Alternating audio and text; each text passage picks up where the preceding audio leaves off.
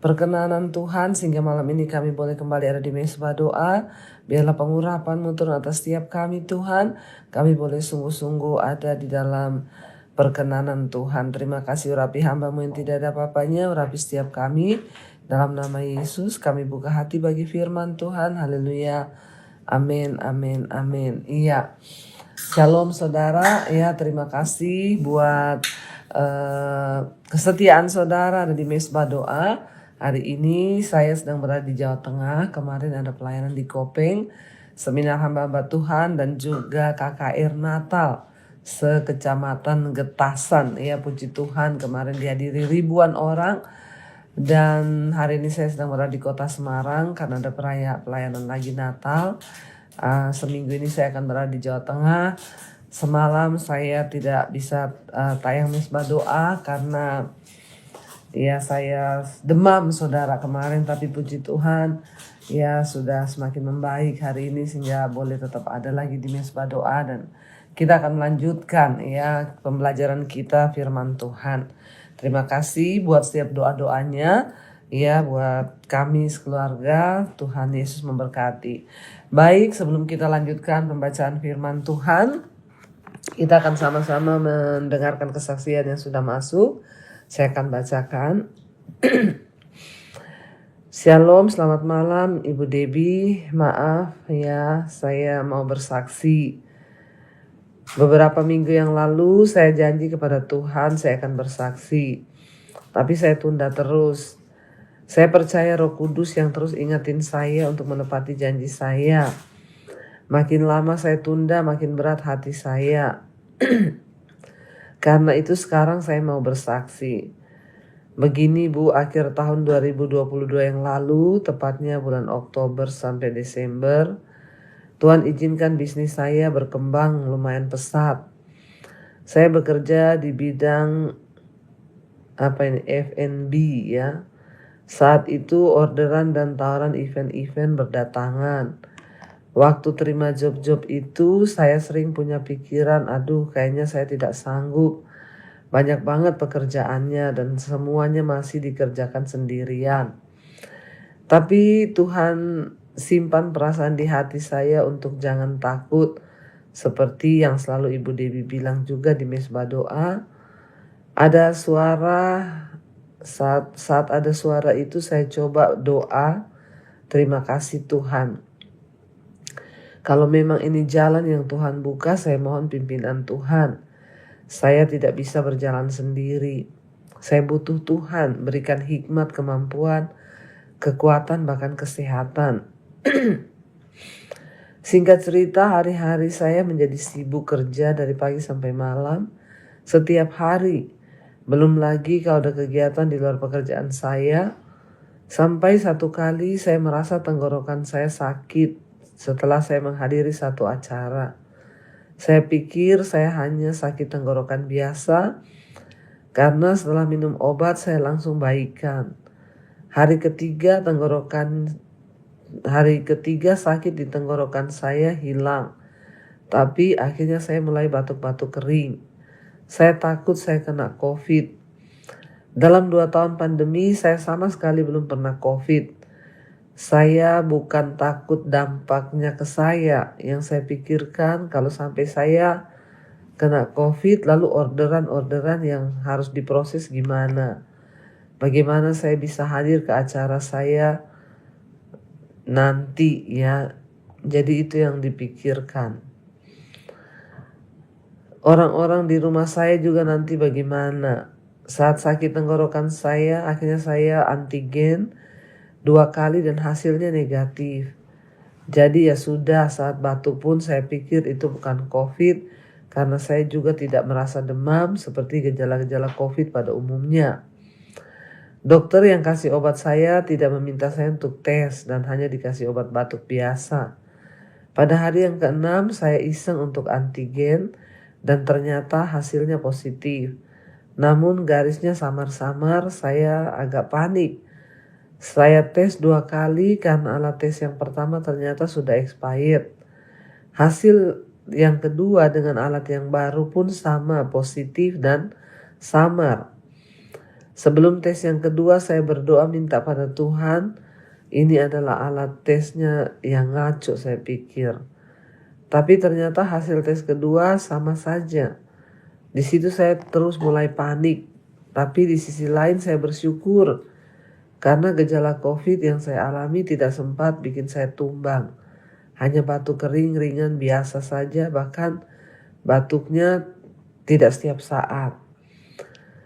Lalu satu malam saat saya masih kerja, tiba-tiba penciuman saya hilang, padahal sehari-hari normal saja. Saat penciuman saya hilang, saya jauh lebih panik daripada waktu saya lihat tes antigen positif. Saya sampai coba cium-cium minyak kayu putih tapi nggak tercium.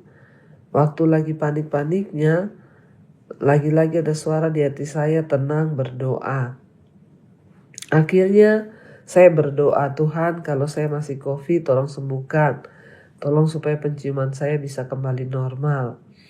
Kalau Tuhan sembuhkan saya akan bersaksi. Setelah saya berdoa saya menjadi lebih tenang.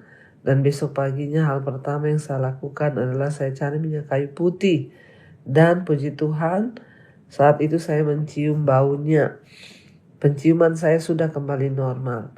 Saya langsung tes antigen lagi dan puji Tuhan hasilnya sudah negatif. Saya senang dan bersyukur banget. Memang malam itu penciuman saya mendadak hilang. Tapi saya sudah tidak khawatir, saya hanya berdoa minta pertolongan Tuhan. Saya serahkan semuanya kepada Tuhan. Saya bersyukur lewat berkat firman Tuhan yang Ibu sampaikan. Saya menjadi punya sikap hati yang benar di hadapan Tuhan. Bahkan terhadap masalah yang saya hadapi. Saya bisa menjadi lebih tenang dan banyak belajar untuk selalu mengandalkan Tuhan dalam hal sekecil apapun. Sekian kesaksian saya Ibu. Maaf mungkin panjang. Tuhan terus memberkati Ibu sekeluarga dalam pelayanan serta seluruh tim dan semua jemaat Misbah Doa. Amin, puji Tuhan ya. Kita mendengar kesaksian yang luar biasa saudara ya, bahwa seringkali ketakutan ya itu dapat menghantui, tetapi belum tentu ya ketakutan itu terjadi. Jadi jangan sampai takut berlebihan ya, kita berdoa supaya ya ketika sakit atau apapun belajar menyerahkan semuanya kepada Tuhan. Ya puji Tuhan, hari ini ya kesaksian berkata bahwa ya puji Tuhan sekarang sudah banyak berubah. Dulu sering khawatir, sering takut, tapi sekarang dalam menghadapi masalah, dalam menghadapi persoalan pun sudah banyak berserah kepada Tuhan. Iya puji Tuhan, terima kasih kesaksiannya ya. Kita akan terus belajar percaya dan berharap kepada Tuhan. Baik saudara, dan hari ini kita akan melanjutkan pembacaan firman Tuhan. Kemarin kita sudah sampai di Ulangan pasal 32. Ulangan pasal 32 di sana tentang nyanyian Musa ya. Jadi Musa menuliskan nyanyiannya. Dia menyanyikan nyanyian kepada bangsa Israel untuk mereka ingat. Dan kemarin kita sudah baca di mana Musa menyanyikan sebuah nyanyian. Dia berkata bahwa seperti burung Raja Wali ya, Tuhan itu memperlakukan kita anak-anaknya dikatakan. Kemarin kita sudah sampai di Ulangan 32 ayat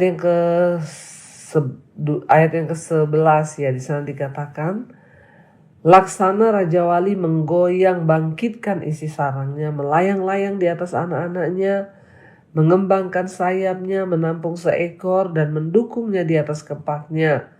Demikianlah Tuhan sendiri menuntun dia dan tidak ada Allah asing menyertai dia. Saudara, dikatakan bahwa ya seperti induk Raja Wali yang melatih anak-anaknya untuk terbang, dia membongkar sarangnya sehingga anak-anaknya itu jatuh dari atas tebing. Tetapi burung Raja Wali akhirnya menopang mereka ya di atas kepak sayapnya. Lalu dibawa naik lagi, dijatuhkan lagi sampai anak-anaknya itu bisa mengepakkan sayapnya dan mereka tahu bahwa ternyata mereka bisa terbang. Ya kalau ada masalah kita hadapi, percayalah saudara, ya mungkin itu bagian dari latihan yang Tuhan izinkan kita alami supaya kita tahu bahwa kita ini ternyata ya punya kuasa untuk bisa terbang tinggi bersama dengan Tuhan. Ya jangan takut, jalani semua dengan hati yang bersyukur. Dikatakan ya ayat 13 sekarang, dibuatnya dia berkendara mengatasi bukit-bukit di bumi dan memakan hasil dari ladang. Dibuatnya dia menghisap madu dari bukit batu dan minyak dari gunung batu yang keras. Dadi dari lembu sapi dan susu kambing domba. Dengan lemak anak-anak domba dan domba-domba jantan dari Basan dan kambing-kambing jantan dengan gandum yang terbaik, juga darah buah anggur yang berbuih engkau minum. Ya, saudara, bangsa Israel ya tidak ada alasan untuk meninggalkan Tuhan, sebab Tuhan telah berjanji untuk menyertai mereka. Ya, Tuhanlah yang berjanji untuk memberi mereka semua janji-janji firman-Nya di negeri yang penuh susu dan madu itu. Tuhan berjanji mereka akan memakan buah anggur yang tidak mereka tanami. Mereka akan ya minum susu dari domba jantan, ya dari domba betina, memakan lemak, ya daging dan dari domba jantan dan betina. Bahkan dikatakan mereka akan memakan gandum yang terbaik. Ya, ayat yang ke-15, lalu menjadi gemuklah Yesyurun dan menendang ke belakang. Bertambah gemuk engkau, ya, kata firman Tuhan. Ayat 15, lalu menjadi gemuklah Yesyurun dan menendang ke belakang, bertambah gemuk engkau, gendut dan tambun. Dan ia meninggalkan Allah yang telah menjadikan dia. Ia memandang rendah gunung batu keselamatannya. Ini adalah nyanyian gambaran dari bangsa Israel. Ketika mereka diberkati Tuhan, mereka menjadi gendut, menjadi gemuk, ya sudah diberi lemak anak domba jantan, betina minum susu kambing, ya domba, mereka makan buah anggur pilihan, lalu mereka menjadi diberkati, menjadi makmur, ya. Di sini dikatakan gambaran menjadi gendut dan tambun. Lalu ia mulai meninggalkan Allah yang telah menjadikan dia. Ia memandang rendah gunung batu keselamatannya. Saudara, banyak orang ketika belum diberkati, mereka sungguh-sungguh mencari Tuhan. Mereka sungguh-sungguh ya untuk ikut Tuhan, bahkan mungkin melayani Tuhan. Tapi ketika diberkati, banyak orang lupa ya bahwa ya dia tidak boleh meninggalkan ya Allah yang sudah menjadikan dia. Ya, saya berdoa supaya kita semua tetap melihat kepada Tuhan. Ya, seperti saudara, ya saya pelayanan kemarin di Kopeng ini, ya banyak yang bertanya, teman-teman, Bu, ya masih mau pergi ya ke desa-desa, masih mau pelayanan yang seperti itu. Ya secara manusia saudara, saya berkata ya memang enak ya kalau di Jakarta jalan-jalan di mall, menikmati kesenangan, pergi sama anak-anak. Ya bahkan ya kami tidak lagi mencari uang dari pelayanan karena Tuhan sudah memberkati kami. Tetapi ya kenapa saudara, ya saya masih tetap mau melayani ya, sekalipun dibilang capek ya sangat capek ya, karena pelayanan jadwal yang tidak berhenti saudara. Tetapi ya ini adalah salah satu cara untuk kita nih menjaga supaya jangan kita meninggalkan Allah dan memandang rendah ya gunung batu keselamatan kita. Jangan sampai ya ketika masih belum diberkati kita setia melayani, ya kita mau ya pergi kemana saja, tapi ketika sudah diberkati banyak yang sudah gak mau pelayanan ya karena harus pergi meninggalkan keluarga, naik pesawat kemana-kemana, naik mobil. Ya benar-benar kenapa saya sakit saudara, karena hari Minggu pelayanan pulang baru jam 10 malam, sudah harus berangkat jam 2 pagi ke ya Jawa Tengah ini benar-benar tidak tidur, tapi ya Tuhan tahu ya bagaimana kita ini mau sungguh-sungguh untuk mengasihi Dia. Dikatakan di sini bangsa Israel, mereka diberkati Tuhan menjadi gendut dan tambun, tapi mereka mulai meninggalkan Allah. Jangan sampai kita meninggalkan Tuhan ya. Apapun keadaan kita, mau susah, senang, miskin, kaya, tetap mengasihi Tuhan dengan segenap hati ya. Ayat yang ke-16 dikatakan mereka membangkitkan cemburunya dengan Allah asing. Mereka menimbulkan sakit hatinya dengan dewa kekejian. Ya, mereka membangkitkan cemburu Tuhan karena mereka mulai mengikuti Allah asing. Apa yang menjadi Allah asing bagi kita hari ini? Apakah kita mengejar uang dengan terlalu bernafsu sehingga kita melupakan Tuhan dan menghalalkan segala cara? Ya, apa yang menjadi Allah asing bagi kita hari ini yang kita sembah lebih daripada Tuhan, atau hobi kita? Ya, jangan membangkitkan cemburu Tuhan, jangan menimbulkan sakit hatinya. Ya, karena kekejian atau mungkin yang menjadi Allah asing dalam hidup kita hari ini adalah persinahan kita, kenajisan kita, lalu kita melupakan Tuhan. Bertobat saudara ya. Mereka mempersembahkan korban kepada roh-roh jahat yang bukan Allah, kepada Allah yang tidak mereka kenal, Allah baru yang belum lama timbul, yang kepadanya nenek moyangmu tidak gentar. Gunung batu yang memperanakkan engkau telah kau lalaikan, dan telah kau lupakan Allah yang melahirkan engkau.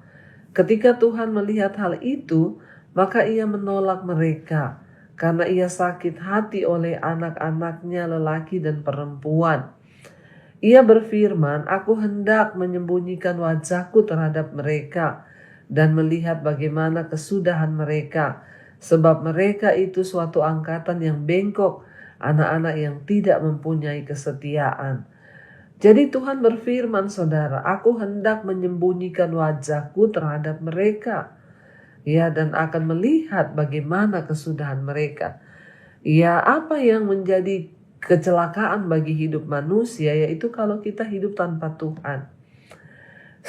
Sudah ketahuan akhir hidupnya itu seperti apa.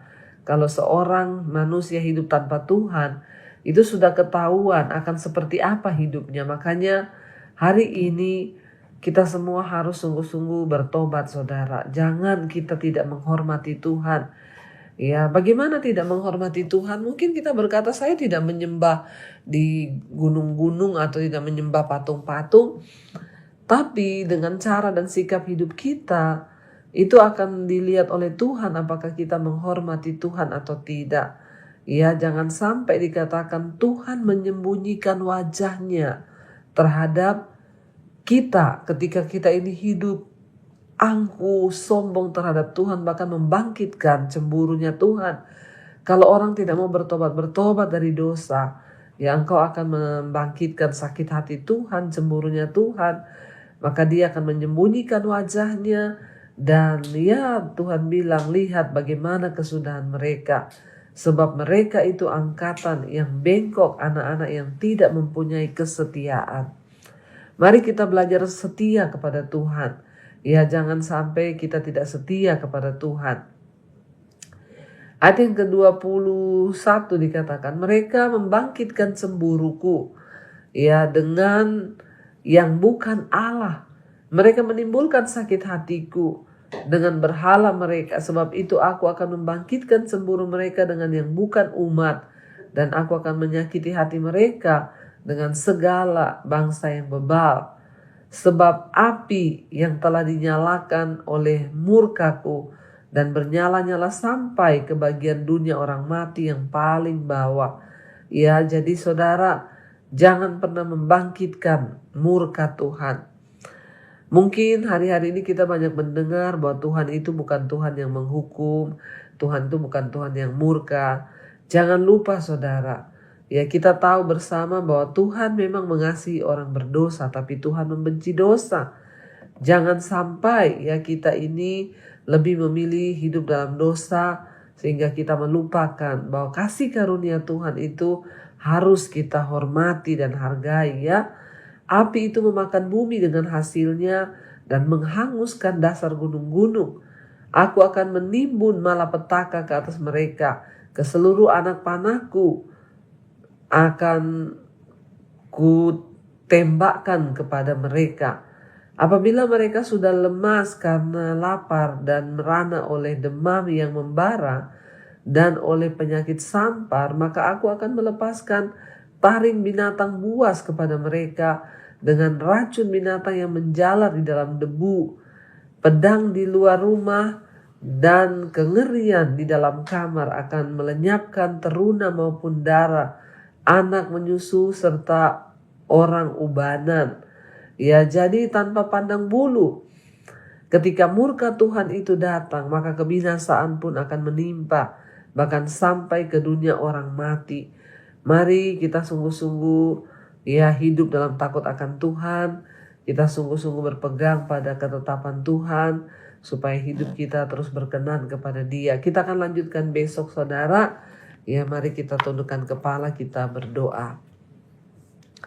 Terima kasih Bapa, kami belajar dari firman-Mu malam ini bahwa Engkau Tuhan yang murka terhadap dosa. Ketika kami lebih memilih tinggal dalam dosa, bahkan menyembah Allah lain, apa yang kami sembah melebihi Tuhan, itu artinya kami sedang menyembah Allah lain. Mungkin kami tidak mau meninggalkan dosa.